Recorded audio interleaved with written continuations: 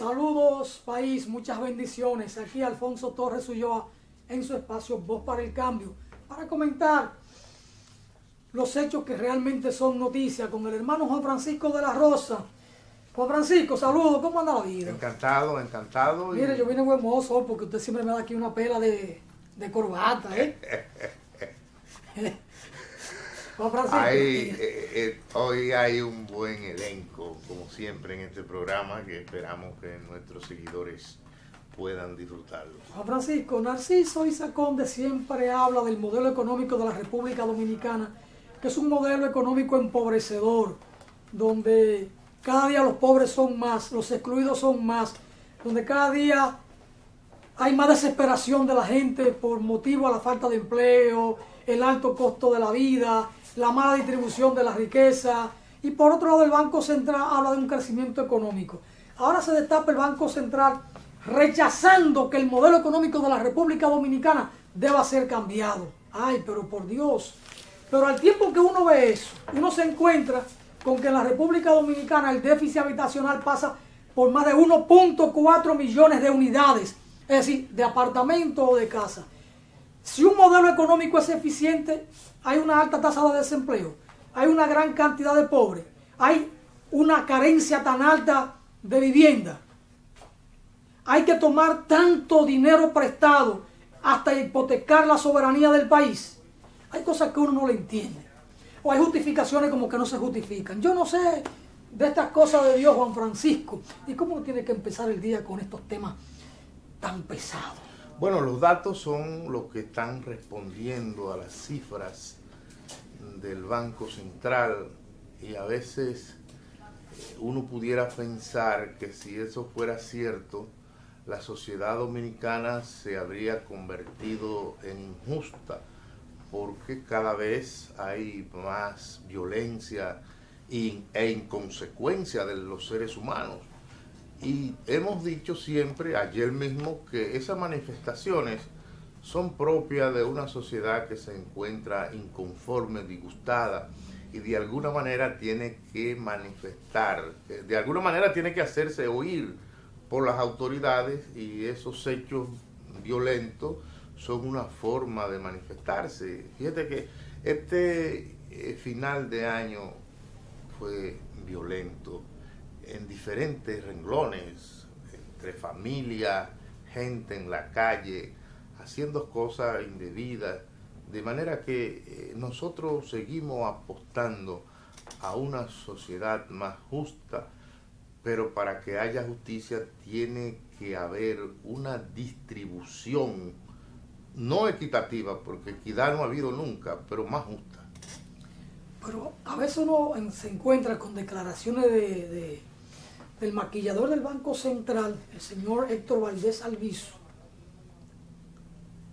de que la economía dominicana necesita boroneo. Ha usado incluso esa palabra. Yo pienso que se fue a una expresión muy desafortunada. Y ha reconocido de la falta de justicia en la distribución económica, pero porque él sabe lo que hace en la torre del Banco Central, pero se resiste a ver la realidad con la crudeza que esta requiere ser vista. Este es un modelo económico excluyente. Incluso sectores empresariales han planteado la necesidad de variar, de cambiar el modelo económico en la República Dominicana. Porque es un modelo que está centrado a favorecer los grandes grupos corporativos, nacionales y extranjeros. Y aquí uso la palabra extranjero y lo hago con mala leche, porque a mí nunca me gusta hablar de extranjeros cuando se trata de hermanos, de seres humanos normales. Pero cuando son expoliadores, sí, yo lo veo como extranjero y le pongo el tono a los expoliadores ahí es como un valladar, como una muralla. Porque yo entre los seres humanos de los pueblos, los que luchan, los que combaten por un mundo de justicia, yo no hablo de extranjeros, hablo de hermanos. Y entonces es un modelo económico que está centrado en favorecer a la corporación política gobernante, la que sea, a grupos empresariales dominicanos que se subordinan a esos sectores políticos dominantes y a grupos o a corporaciones extranjeras vinculadas a centros de poder. de España, de Canadá, de Estados Unidos, sobre todo de Estados Unidos. Pero cuando digo Estados Unidos, estoy pensando en grupos económicos hegemónicos como los Bush, o el caso de Gustavo Cisneros, o de Aznar el español, o del grupo minero canadiense, vinculado también a las corporaciones mineras de Estados Unidos, con tener a la cabeza a los Bush y a Dick Cheney, aquel que fue un alto funcionario del gobierno de los Bush. Entonces, él dice, bueno, pudieran hacerse algunos ajustes, pero cambiar el modelo económico no. Y él dice que este es un modelo económico virtuoso. Dice, una de las bondades del esquema implementado ha sido su capacidad de resiliencia, que le ha permitido superar los retos de una crisis financiera interna y otra internacional. Coño, qué cachaza. Y estos economistas juegan a la verborrea, al discurso, a la terminología sofisticada de las ciencias económicas. Pero el pueblo no come de esa. El pueblo come mangú con salami, come arroz con habichuela y pollo guisado. El pueblo tiene otro lenguaje para entender la crisis. Pero bueno, Alfonso, son de las cosas. Yo pienso que los últimos economistas que han estado por acá con nosotros nos han dicho la cosa clara. Alejandro Arredondo y Tito Olivo nos han dicho que sí, es cierto, ha habido un crecimiento económico, pero ¿en cuáles renglones? En las telecomunicaciones, en la zona franca, en el sector de la construcción, y dentro de ese ámbito la gran mayoría del pueblo dominicano no tiene acceso, no es partícipe, pero nosotros seguimos propulsando, deseando que haya un crecimiento económico en la microempresa, que es allí donde está la mayoría de empresarios, entre comillas, y de gente humilde. Mire, para hablar de crecimiento y de riqueza, tiene que ser que sirva al país. Nosotros no somos más que una plataforma para el enriquecimiento de extranjeros. ¿De quiénes son los sectores de la economía como comunicaciones? Empresa francesa y del mexicano Slim. Eso favorece a la República Dominicana. Eso vienen aquí a recoger dinero y se lo llevan. ¿Quiénes manejan aquí las grandes corporaciones o el mundo del turismo? ¿Usted cree que son dominicanos? Hay 2 o 3 dominicanos que se benefician de eso. Colaron.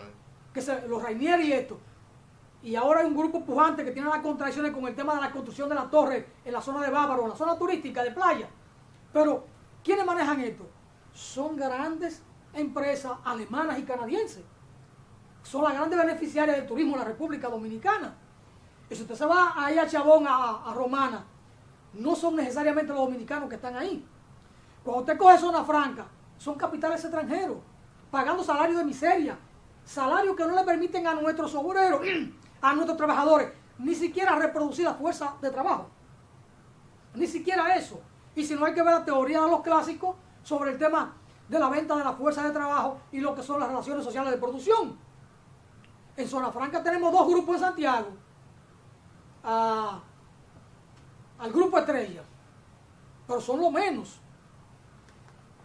Y el sector minería es de República Dominicana, aun cuando los recursos mineros son nuestros. No. Recuerda el tema del 97.3. Son los sectores que crecen. Un sector que crece que pudiera ser de alguna manera nacional, el tema construcción. ¿Pero quiénes son? Son 3 grandes compañías las que construyen. Son 3 grandes compañías, que es el sector que crece. Por ejemplo, ellos lo dicen, según el Banco Central, el sector construcción registró un incremento preliminar de 10.6% en el 2018. ¿Y ese sector qué representa para la economía dominicana? Antes, los trabajadores tenían una vocación nacional. Hoy los trabajadores de la construcción no son nacionales. No. Y son 2 o 3 compañías las que están al frente de este sector de la economía. No es el Estado. ¿Qué construye el Estado? Las grandes autopistas. ¿Con cuál dinero? Con préstamos. Para finalmente concesionar la grande carretera del país. 30 y 40 años.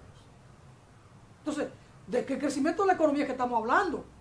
Porque a esto hay que darle un enfoque de carácter interno, de carácter nacional, que tiene que reflejarse en el crecimiento económico de la familia dominicana. No es lo que pasa. Entonces, ahí es donde tengo mi diferencia con Tito Olivo y con los otros economistas. Narciso es más gelatinoso y dice, admitamos que la economía crece, pero ¿qué pasa? Admitamos, pero pone el punto de la duda. Porque los economistas dominicanos y los economistas en sentido general, ¿qué es lo que hacen? Tomar la cifra que prepara el Banco Central. Que Narciso es mucho más que economista, es un analista internacional. Sí, pero te lo ponen en el sentido de la duda.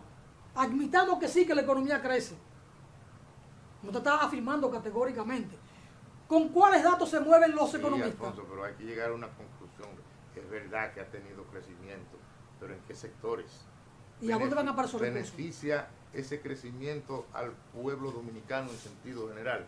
Se lo pongo más elástico. ¿Beneficia al Estado dominicano, que es el que cobra los impuestos? ¿Beneficia al campesino de Dajabón, de Leas Piña, de Higüey, que ve a Voz para el Cambio? ¿Beneficia al pequeño productor que todavía tiene una vaquita de él ir cada mañana a ordeñarla? Lo que produce ese crecimiento se va del país, no se queda aquí. Pero Alfonso reveló algo dramático ahí, y es que la producción, la mano de obra que está trabajando en la construcción, en agricultura, no es dominicana. Eso que gana esa empleomanía, manda eso para su pueblo, para su país de origen. Usted se va a Cotuí y cerca del 90% de los trabajadores que tiene allí la Barrigol son peruanos, no son dominicanos. Debían ser de Cotuí. Primero, la Barrigol no debía estar, pero digamos que ya está y que el gobierno la impuso ahí. Los trabajadores en Cotuí debían ser de Cotuí, son peruanos. Es más barato entonces esa mano de obra. Son peruanos y no le permiten sindicalizarse. Y ha habido conflicto con los peruanos que están ahí. Superan el 87% la mano de obra en Barrigol en los peruanos. En los peruanos. Y los técnicos que han traído son de Canadá, los ingenieros. Y aquí hay ingenieros brillantísimos. El capital lo analiza todo. A esos peruanos ni le pagan seguridad social, ni le pagan nada. Y entonces, y la ley nacional.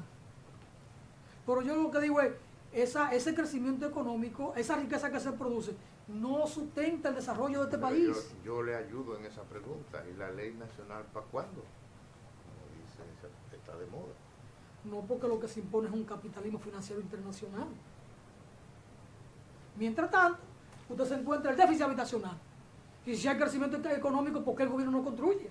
Pero si le añadimos a ese déficit habitacional las cifras que hemos manejado aquí con médicos que han venido, de que tenemos alrededor de 3 millones de dominicanos sin seguro médico, usted también le agrega que no tiene casa, es terrible.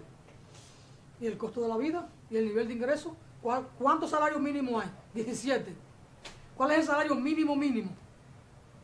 7,000 pesos. Eso es lo que se admite. Pero ¿y cuántas trabajadoras? Bueno, pero yo le doy una solución. Vámonos a una pausa. Plantéle eso a los sociólogos que están aquí a ver qué le dicen. Si es su parecer, vamos a la pausa. Vamos arriba, señor director. No se muevan de ahí, que hay mucho más aquí en Voz para el Cambio. Vamos a la pausa.